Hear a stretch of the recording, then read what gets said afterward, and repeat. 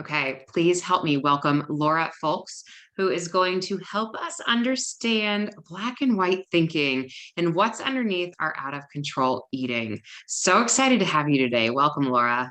Thank you so much. I'm so excited to be here. Excited to chat Yes, with you. you too. Let's just dive deep into understanding your background, how you are, and where you got to where you got today, all that fun stuff. Yeah, so my background really, how I became a health coach really started, which I obviously didn't have any idea that this was going to happen, but started with my weight struggle when I was 12 and went to my first weight loss program when I was 13 and would do diets and lose weight, gain it all back plus more. And I hit a point where I was like really burnt out from even having to work at it. And would lose, there was one point where I actually lost 40 pounds and stayed on the program and gained it all back plus more in the 2 years that I was on the program. And it just was so frustrating. And I hit a point where I was at my heaviest and my doctor said to me, we really need to do something because your weight is an issue and like we have to do something about it. So I went on a journey it took me about 3 years. I lost 60 pounds. And as I went through that, like that all happened without me realizing what exactly was happening or where it was going to lead me. But as I was going through that journey, I was also working in advertising and started to lose my passion and purpose for that career and job. And so I was trying to think about what I wanted to do afterwards. And I kept thinking about friends and family and coworkers coming to me and asking me for advice and guidance as they were going through their weight loss journeys. And I was just really passionate about it because once I lost the 60 pounds and was keeping it off, I was shocked that I actually could achieve that and was able to sustain it. So started getting my certification. I decided to get my certification as a health coach in 2013 when I learned about it through a friend and thought that it was just going to help me and my husband become healthier. Wasn't sure what I was going to do with it, but shortly after I started getting my certification, things got really toxic in my advertising job. So I left that and started working in the health and wellness space to explore that and figure out where this was going to take me. So as I'm getting my certification, I also am introduced to my health coach who I started working with afterwards, but started talking to her just about her experience and how she became a health coach, and she'd been doing it for a while. So just wanted to connect with her. And at that time, I learned about her process, which is called truce with food. And when I learned about that, it made me realize that even though I had been maintaining my weight and had lost the 60 pounds, I was still in a cycle where I would self-sabotage. I would do what I call working the system, where I'd eat well for a while, then say, screw it, eat whatever I wanted, have to rein it back in again to take off any of the weight that I had put on and lose it again. And it was really exhausting. And I didn't realize also at the time how much I was actually thinking about food. I would plan one meal to the next if I was going to be out and about and didn't know if I was going to be able to eat if I got hungry. Like that caused anxiety. So I was really consumed with food. And when I learned about truce with food, I was like, I think I need this because I need to figure out my relationship with food and why I'm in these patterns, even though my weight is still, I'm maintaining that. Yeah. So I started working with her and exploring my relationship with food. And that's when I realized that this is what I needed to do. And that has really informed the work that I do with my clients. And since then, I've also now become certified in that process and approach. And so I take my clients through the Truce with Food process and really help them to figure out what's leading them to self-sabotage, why they're not able to be consistent despite knowing what they should be doing. And as we're going to talk about also where the black and white thinking, all or nothing thinking comes from. And when we feel out of control with food, where does that come from as well? So that's my path. Wonderful. Yes. And first of all, congratulations. I love that you can look back and see where you are today. And for our listeners, I think that this is just it's hopeful. You go, okay, it might take a while, it might take a bit to get there, and there's going to be barriers and bumps along the way, but you are at a place where you are comfortably talking about this and saying, And can you say I found truce with food? Like, do you really feel that way? Yeah, I do. And my clients, when I first start working with some of my clients and I say to them that what we want to get to, and the goal is for you to not be triggered by food or be tempted by it. And so it's not to say that you can't eat some of your favorite foods, but it's that there should be some neutrality around it and being able to do it out of choice. So I'll still choose to have pizza or cookies or cakes or, donuts, whatever it is, but it's a place of choice. And I can have a cookie in the house and it will last me, one cookie might last 4 or 5 servings because I savor it and I really appreciate it. And so I do feel like I do have a truce with food where I don't, and I actually was just having this conversation last night with my husband. I'm like, when's the last time I binged? And it's been years since I've had like a binge like I used to have. So yeah, I do feel like I have definitely gotten there. Yeah, and I feel like you're very real too, in the sense of saying there's still this, it's never just cured and done, right? Like there's this Mm-mm. possibility of, and just once you have the awareness of it, then even if it does happen, it's not a fall off. It's not that black and white. It's a, I know my steps and my tools to get back on track. So Mm-hmm. your calmness, again, I hope is the word that just keeps coming to my mind as we talk today. And thank you for being so hopeful for those people out there going, I want that. I want to feel that way. Yeah. Yeah. A lot of people do come to me when they're feeling hopeless that things can change because they've been stuck in that cycle for so long. And when we can get clarity as to what's actually happening, that's when we can start to get some hope again that things can change. And I would Mhm. say too, for me, if there's ever a time where my eating starts to feel like I'm feeling out of control with it, or it feels unaligned with my goals or what I would like, that is a symptom that something else is happening. And we'll get into a lot more of this, but that's helpful to know that it's not that I'm lacking willpower or discipline. And anybody who's listening, most of the time when we are eating out of alignment with our goals, it's not actually that you're lacking willpower or discipline. There's usually something else there. And when we can identify what that is, that's when it doesn't have as big of a pull to it, for you. And we can then figure out what it is you actually need, since the food it's not probably really solving what it is you're looking for. Right. Can we just sit in that for a second? You are not lacking willpower or discipline, and just hit the repeat button on that, because that's all we hear, right? And I think that's where a lot Mhm. of the negative self-talk comes from too, is like, why don't I have the willpower? Why don't I have the discipline? And it's not. And I cannot wait for you to go deeper into this. And I don't even know the exact right question to ask you to make sure that we follow. So you start this, because I want to make sure we follow this path of where they can really understand the truth with food, and then all your steps and processing on how you coach. Yeah, I think the first place to start is the unconscious cycle that we're often in when we're eating out of alignment with our goals, or if you're feeling like you're stress eating, emotionally eating, if you are feeling like you're lacking willpower or discipline, there's usually the cycle that we're in that is actually happening. So I'll walk through that and stop me along the way, because I tend to go through it pretty quickly. But if there's any questions you have, let me know, because there's quite a bit in it. So it starts with a trigger, and there are 4 common triggers that trip off the cycle and lead us to eat. And that is feeling tired, anxious, inadequate, or lonely. And you can also use the acronym TAIL, because we can talk about some tools that you can use. But if we think about those as the TAIL emotions, so feeling tired is either feeling emotional or physical depletion. Feeling anxious often comes up when we have some level of uncertainty, because we don't learn how to deal with uncertainty. So it shows up as anxiety in our bodies. Feeling inadequate doesn't necessarily mean that somebody is inadequate or not good enough in all areas of their life. It might be someplace where they feel like they're a beginner, not an expert, that they feel like they're inadequate.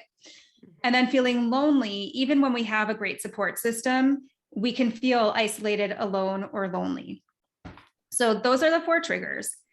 From there, we have a story. And the story was created earlier in our lives, typically when we didn't have the full context of what was happening, and was created either from like the media at home, our religious institutions, in places like that, where we would often make whatever was happening around us about us.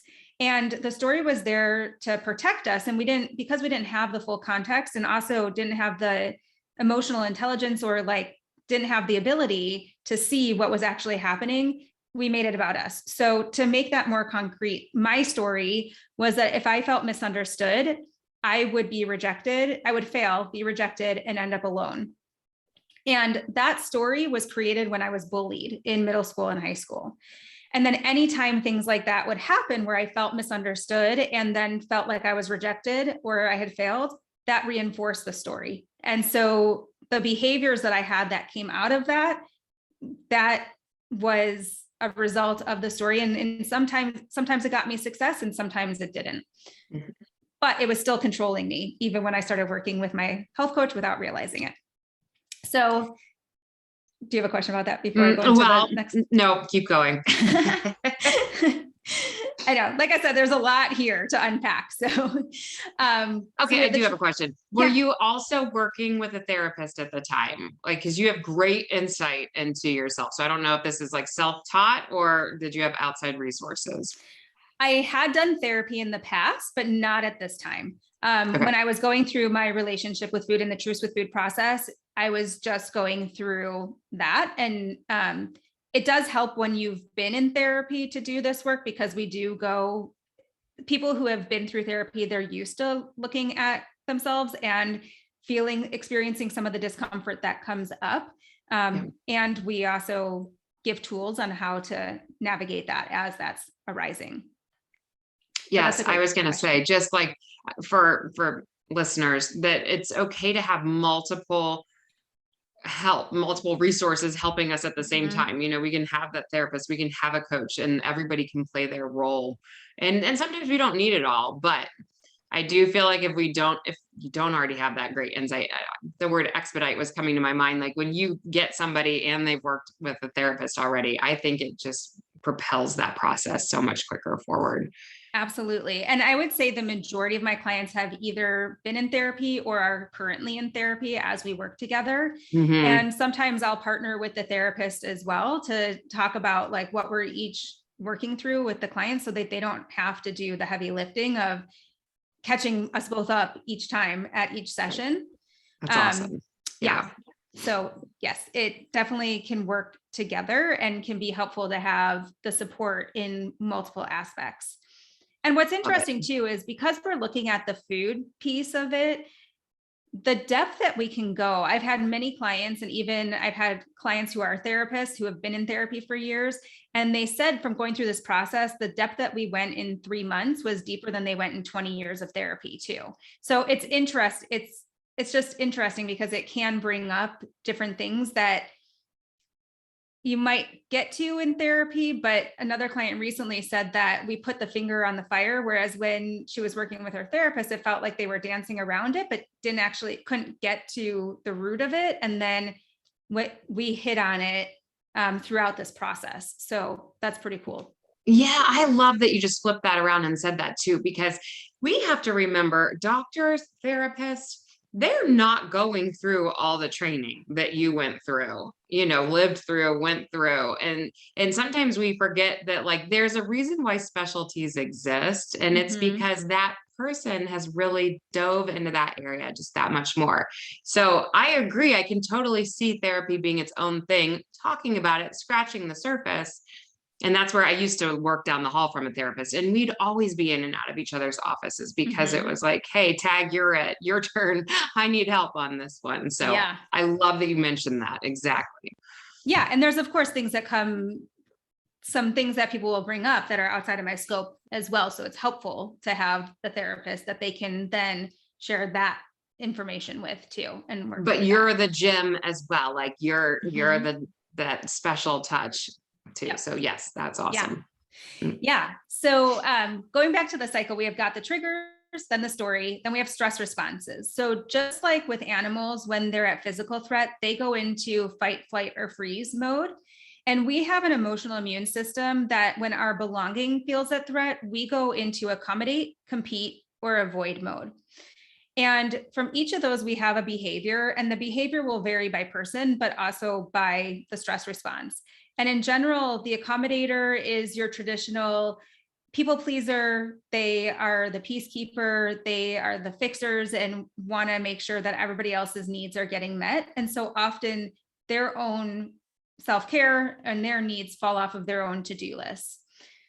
For competitors, those are people, it doesn't necessarily mean you're a competitive person, but a competitor tends to compare themselves to other people's skill sets or bodies.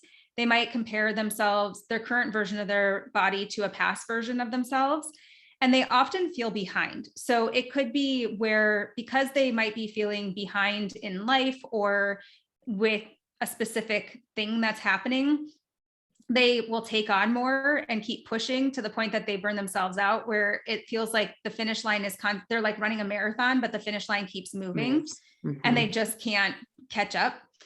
And then the avoider is your traditional procrastinator. So they're the person who will ruminate on things. They will fall into analysis paralysis, build up things that they have to do to the point where they don't take action.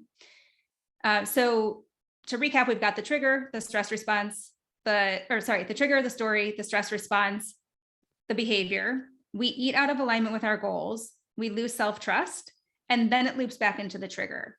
So when people will say that they feel like they're on this roller coaster or a merry-go-round that they just can't get off of, that's typically the cycle that they're in.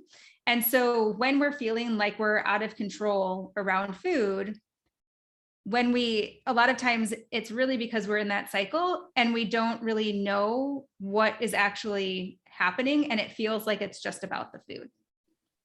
Okay, let's go through a very specific example. Let's take one of your clients and loop us around that so that we can follow you exactly. Okay, perfect. So I'm trying to think of which one is the freshest and which one to talk through.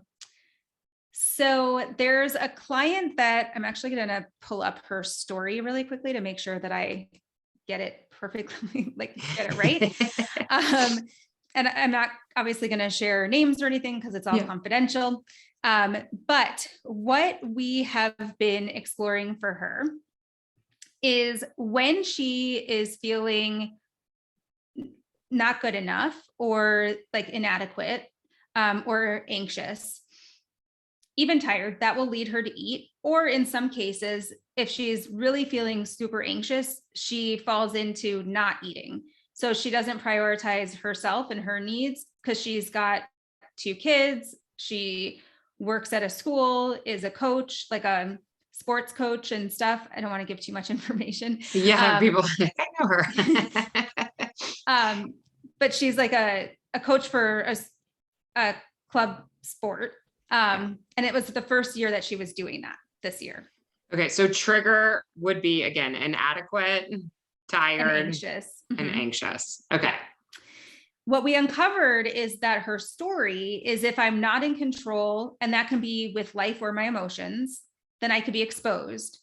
And if I'm exposed, I could be seen as not good enough, which could be also being emotionally unstable. Okay. So from there, so anytime where she's feeling not in control or potentially exposed, and if you think about, like I said, being a new coach of a sports team as the head coach, that can be really exposing. So anytime something was coming up throughout the season and parents were questioning anything or that she was doing, or the school principal or the leadership team was questioning anything she was doing, it was really triggering, which would make her feel anxious, inadequate. It would expose her, right? Feeling like she's seen as not good enough. And then that would trigger her. We've identified that she kind of gets into an accommodate avoid combination. So because she's constantly working hard to not be exposed, so she's not seen as not good enough, she's constantly putting in so much effort and accommodating and putting everybody else's needs ahead of hers to make sure that she doesn't get exposed, right? So it's like the more that I put in and the more that I try and show that I'm working hard, then the less risk there is that she's going to be exposed or not seen as not good enough. So she's exhausting herself too. Yeah. And so she's accommodating all, like, her kids, her husband, this sports team.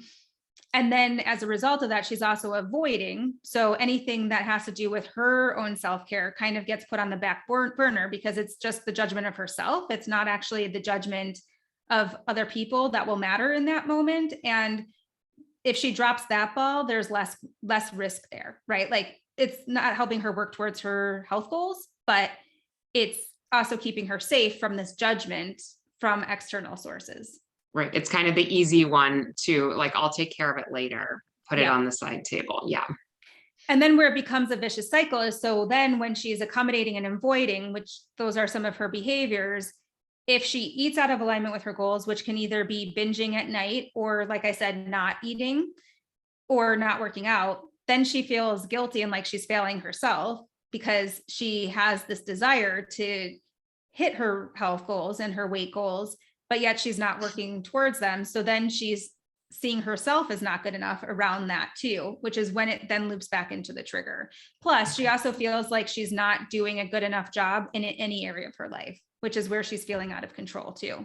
So it's all very intertwined, and it's kind of like a labyrinth, but hopefully that helps to bring it to life a little bit. Yeah, that was beautifully done. Thank you. Perfect. Okay. So then the client has all this amazing insight. They understand where their round and round we go is coming from.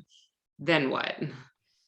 So we work on giving tools of helping to see where there's this protective side of themselves, and we actually identify where this protection, which isn't always serving us. Like, it gets to be confusing. Some people will call it an inner critic. We call it an inner protector. So we identify what that is so that you can recognize what it's saying to you, what are the feelings, thoughts, and behaviors that are coming from it. And then what we want to do is, because that side of ourselves has a very narrow view of what is actually happening in the world, it's a lot of the meaning that we're making of a situation without having, again, the full context of what is happening. So we give some tools of how people can pull back and see, am I just making meaning of this? Is this really what's happening? And also getting to a place where it's, what is it that I need and where is a collaborative solution? So when we talk about like black and white thinking, that's where when we're in this cycle, we're really thinking about the black and white, all or nothing. And what we really want to do and what we work towards is looking for the gray area and where is that middle ground that we can get to. So we work through that process of being able, first, you need the awareness of what you're doing and how you're reacting to things. And sometimes one of the biggest tools that my clients find to be super helpful is just recognizing where they're having a knee-jerk thinking, feeling, or reaction, and just creating some space to let their nervous system kind of calm down when they're triggered, and getting to a place where they can step back and think, okay, is this really what's happening, or am I making meaning of something? And then figuring out how they can get more information to get more of an accurate view of what's happening. So that's part of it. And then there's other tools, and we work on rewriting stories and stuff, but that's like the first couple of things that. Yes. Yeah. And I've heard it even been said, like, you're kind of, if you could be this drone above yourself, or this out of body experience where you can, like you said, step out, get out of the emotional state of it and just kind of take a look over it with as much non-emotion as we can, which is way easier said than done. Yeah. Yep. And again, it is a process. Like, there's a client that I've been working with for almost 6 months. And what ends up happening is, at first, you may not be able to realize when you're triggered until after the fact, or when you're in that cycle, you might realize it after the fact. And that's okay, because it gives you a lot of insight to see, like, oh, what happened? What did I do? And it gives you information for the next time that it happens. And eventually what we want to happen, and it can take time and it can be a process for sure, but what we want to happen is eventually to be able to recognize in the moment when you're triggered, and eventually get to a place where it happens where you notice it before it happens. And it was really great, because was really cool to hear that this client that I was talking to, she's like, I could actually anticipate what was going to trigger me, and she could address it before it actually happened, so that she didn't fall into the same patterns or habits that she would have in the past. Yeah, man, that insight building is huge, isn't it? Mhm. I will say I've learned tired is one of my huge triggers, and tired leads to irritability, which leads to, and it's like, if I can stay ahead of the tired. I took a really long trip this summer to get my kids back to our hometown and visiting friends. And it was just me. My husband was off working. And I was like, I know my one thing that I have to focus on is sleep. It might be being rude and going to bed early on friends. It might be whatever, but that is like, I cannot throw my hands up in the air and say it doesn't matter, or else this ship is going down. Like, Yeah. it's not going to go well. And it did, it worked. I feel like we made it through this month long of travel, and we were all nice to each other and it flowed. I was like, okay. But that's taken years of really understanding, like, that's your piece. That's Yep. your, And I yeah. when you said that being tired leads to irritability, and I wonder, is it that the tired is the trigger, or is it more of how the being irritable makes you feel and the meaning that you make on that? Mm. Like does, and this may not be it at all, but No, do it. I love this. if you are irritable, what's at risk? Like, do you feel like there's a risk of what people will think of you, or judgments, or how you think about yourself when you're irritable? Right. No, I love this. And I'll just be an open book too for listeners' purposes, but for sure there is background behind it. I think, especially being out of town and out of my own environment, I am with people that I would like my best self to shine through. Like, I want to enjoy the company and also be able to not.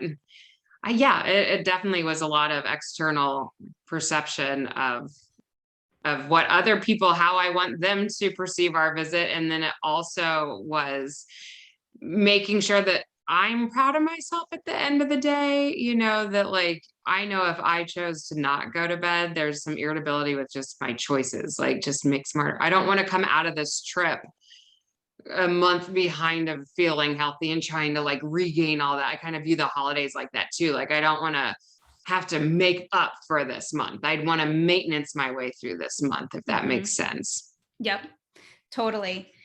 Yeah. And so this, I think I'm so glad that you mentioned this, because this is where some people will say, oh, I know what my triggers are. Like, I'll just eat when I'm bored. And yes, that's true. And what is it that's happening underneath the boredom that's then leading you to eat? So from what we just talked about, right? Like, yes, tired is a trigger, but the tired is a trigger because what the outcome of that is, then you feel irritable. And if you're irritable, then you might rock the boat, or you might make somebody upset and feel like you didn't approach something in a situation in the right way, which then makes you feel bad about it. So it's like, there's much more to it than Yeah. just the triggers itself, which is where we get into that story piece as well. But yeah.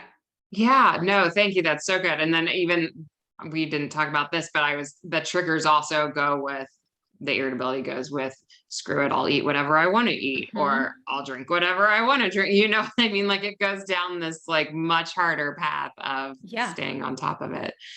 Well, So, and that can be a really good, like, if being irritable makes you feel out of control, in some, like, out of control with your emotions. And again, I'm just reading into some of this stuff. I don't know if that's really the case, but yeah. that's when we can feel also out of control around our food. Because then when you get into, well, and again, making some leaps here, but You're doing if great. You're spot on. thanks. Leap away. I've done this before. Yeah. You must be a professional.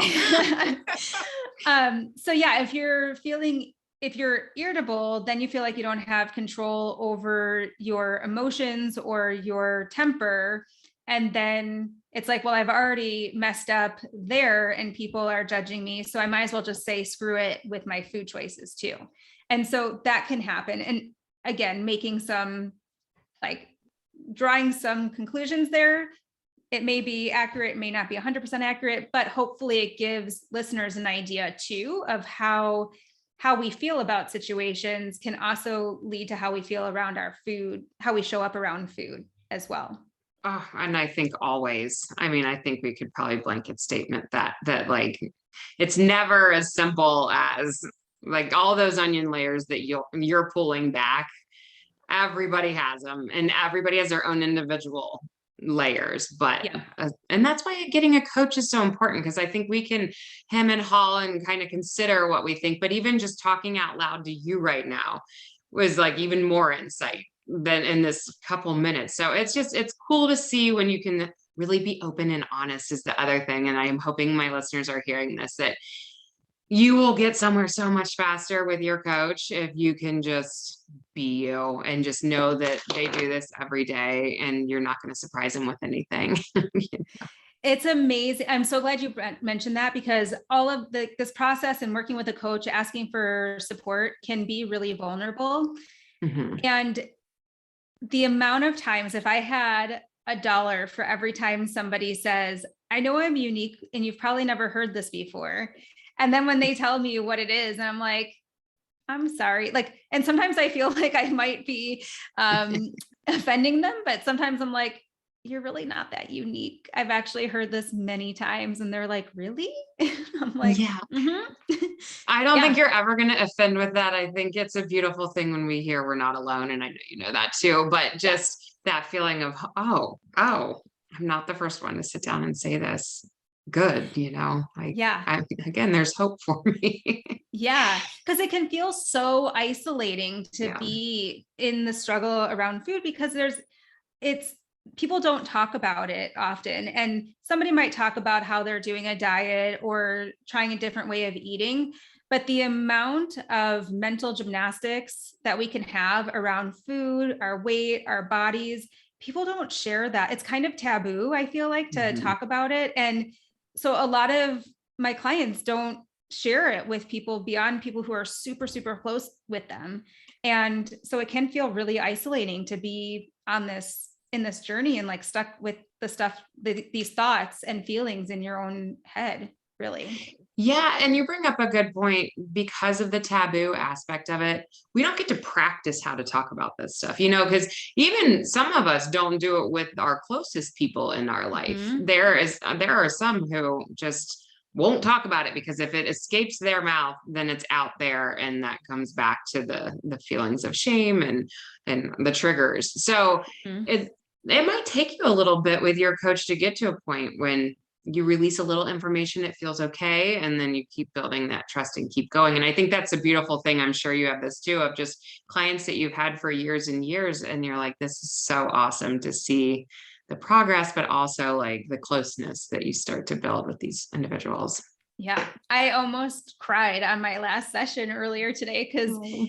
it had been, I typically work with people for about 6 months in the program. It's either 3 or 6 months. And this 6 month program we've got one more session. And I said to her in the session, I was like, she had gone through everything that she had done and like all of the work that she's been doing, and how much connect something that she's been feeling a lot is feeling isolated and feeling like nobody else was really there to support her. And after hearing what she has done over the last 2 weeks and how she's been, what we talk about is experimenting and testing new behaviors to see, like I was saying earlier, with like that narrow view that we have when we're in our stories and like are operating from this protective side of ourselves, she's been opening things up so much more and getting more information and context, and it's been improving relationships in all different aspects. And I said to her, do you remember in our first session when you told me that you're looking for your like long lost twin? And she doesn't have a twin, but it felt like she's looking for like this best friend that she's never had. And I did say to her at that time, it might be something that we need to find from within. And she was like, okay. And like, didn't really think about it. And I said to her today, I was like, do you remember telling me that? And I feel like you've kind of found your person with you. And like, I started getting emotional and stuff. And she's like, yeah, I totally forgot about that. But you're right. Like, I don't really need anybody else. I just need myself. Nobody else is going to take care of me. I just needed to figure out what I needed and how to take care of myself. And so, yeah, it Oh, was pretty so incredible. good. Chills. Yes. Yeah, Life changing. I mean, oh. it is. So Yeah. I want to go into the rewriting the story part as well, because that, that's a huge part of getting to that next level of success. What does that look like when you walk clients through that? It is, it's interesting because it is different for everybody. And it really has to do with really what we're doing is going from being in what we like being in a socialized way of thinking. So how we've been conditioned, similar to what I was saying earlier, like from what we've learned in our schools, in media, at home. And we've taken that on and created our stories. And so we don't always need to know exactly what this new story is that we're rewriting to. But what we do is as we are broadening our view of things, that's when our story gets rewritten. And I guess I'll share from my example of seeing how when you test new behaviors, so anytime I felt like I could potentially be misunderstood, that's when I felt at risk and felt like I could be rejected. So for example, I was doing a presentation to a group of millennials, and I realized that if I'm presenting to people that I know, I don't feel that nervous because the risk is smaller because they already know me. I don't feel like there's as much of a risk to be misunderstood. But in a room of people who are strangers, the risk feels so much greater. And so what I needed to do was to realize, like, is presenting to these millennials, is that going to make or break my business? Is that going to, what really matters to me? Do I need to be accepted by all of these 40 people that are in this room? Or like, what is it that I really want to get out of this event? Is it just educating them and getting the word out about the work that I do? And so when we're stuck in this, in our stories, basically, that's where can get triggered, and it can lead to a lot of internal thoughts. And this was what much earlier on in the process, as I was still going through the truce with food process. And so I did eat that night. I remember having French fries and a sandwich, and I was like, I don't care. I was really stressed and anxious throughout that whole presentation, and I'm doing it. And I was able to get back on, like, not back on track. I don't like to use those words necessarily, but I didn't continue down a binge pattern, right? But now when I present to people, it doesn't feel as risky to me because being misunderstood, I no longer feel like being misunderstood is such a big thing. I've built my resilience around it. I've realized that being misunderstood is not going to make or break my business. It's not going to make or break relationships in many cases. And if it does, then I have a choice of whether I want to fix that relationship or if it's no longer serving me. And so it just gives you a little bit more of, it's what we call getting into boss mindset, is what we're shifting into. So do you feel that people can, as they're starting to rewrite their story, that can just be as simple as our thoughts that we're telling ourselves, or it could be journaling, or it could be, is there a specific way that you like to go about that?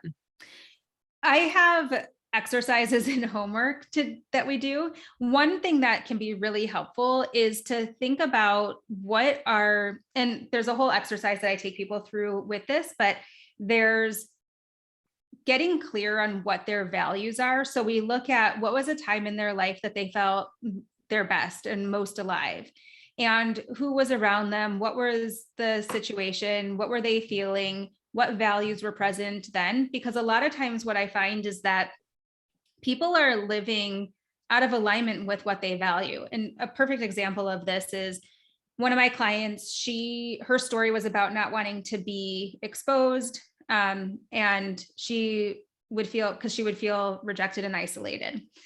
And because of that, she was feeling isolated, but she was also isolating because she didn't want to be seen, to the point where even going to the grocery store, she would send her husband because she didn't want to be seen in public. And what we realized from her doing that exercise of what her values are her values are community, connection, and collaboration. And she's been living out of alignment with those so much by isolating that it was, and by hiding basically, that she realized how much she's missing out on all of this stuff. And so that's where she's been testing new behaviors of like going to parties when she's invited instead of coming up with excuses as to why she can't go. She signed up for, I think it was a badminton class to do with her husband. And she's started doing ballroom dancing classes.